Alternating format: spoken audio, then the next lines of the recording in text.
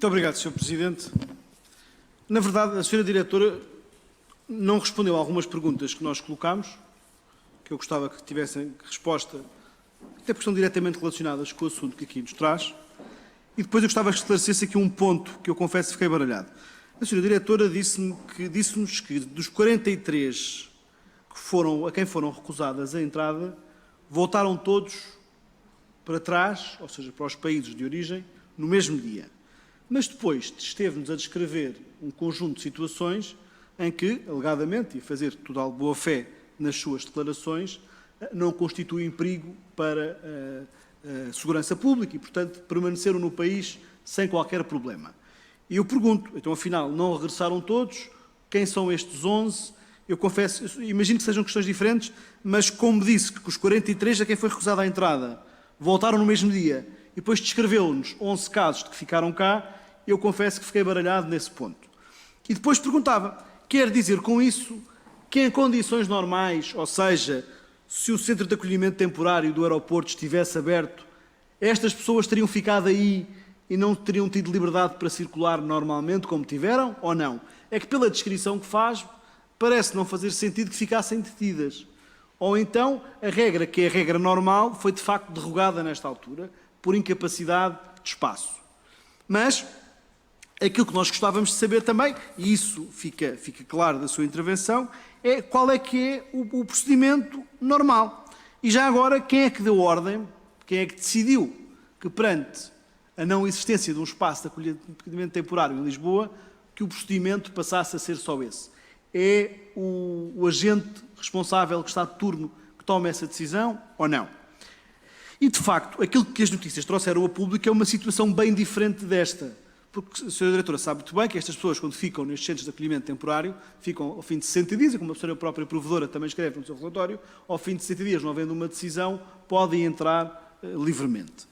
E muita gente sabe isto, e as redes funcionam desta forma. A nossa questão não tem só a ver com o Covid. Eu ouvi a intervenção do Partido Socialista, mas, claro, numa altura destas, em que até os portugueses têm limites de circulação, é normal que nós perguntemos, e então, numa situação destas, muitos de nós defendíamos maior controle no aeroporto, então aqueles que entram e que não têm, ou a quem deveria ser recusada a entrada, a confiar no CEF, e que acabam por ficar em território nacional sem qualquer limitação ou controlo, o que é que se vai passar?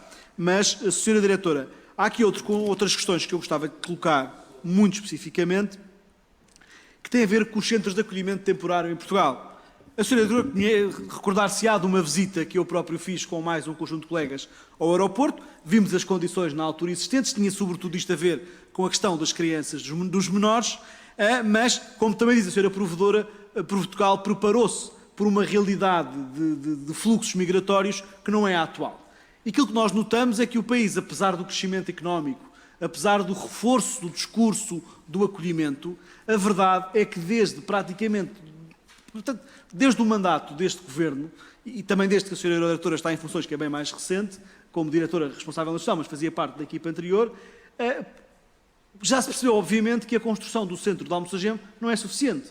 Não faz sentido. Se estivesse pronto hoje, já não chegava para aquilo que são as necessidades. Porque não faz sentido que um país como Portugal, por exemplo, receba um conjunto de cidadãos estrangeiros que vieram de Marrocos e que chegaram ao Algarve e que sejam transportados para o Porto. O país devia ter outras condições e a desculpa de Almoçagem não estar pronto perante uma previdência cautelar não pode significar que o Estado não procurou outra solução ou não procurou criar outra alternativa. Porque todos nós sabemos que na cidade de Lisboa, em Portugal, há uma quantidade de edifícios que estão desocupados. Aliás, viu-se a articulação que foi feita durante a pandemia do Covid. Foi fácil de encontrar espaços para alojar pessoas que estavam cá até à espera de obter ou não o estatuto de refugiados em Portugal, e foi fácil de encontrar soluções para as alojar, depois de ser descoberto uma espécie de careca pública com a forma como estavam amontoados, alojados de forma pouco digna em alguns hostels da Baixa de Lisboa. Aliás, nós, nessa altura, percebemos que as entidades públicas lavaram as mãos e entregaram a responsabilidade totalmente a uma organização não governamental responsável pelo acolhimento de refugiados em Portugal, porque, afinal de contas, nem a Câmara, nem o MAI, nem a Ajuda de Freguesia, nem ninguém sabia que aquelas pessoas ali estavam numas condições verdadeiramente embaraçosas. E, portanto, Sra. Diretora, a pergunta que eu lhe volto a fazer são estas que eu já coloquei, mas queria perceber, concretamente, o que é que se passou, de quem foi a decisão, de quem decidiu esta derrogação e, afinal, quantas pessoas é que ficaram em território nacional ou não, porque os números que nos deu não são esclarecedores. E devo dizer-lhe, só a terminar, que está-lhe a falar um deputado que conhece centros de acolhimento no Líbano, na Áustria, na Hungria, na Sérvia, em Espanha, em muitos países, e que não tem uma política de acolhimento tão voluntariosa como a nossa, ou pelo menos no discurso.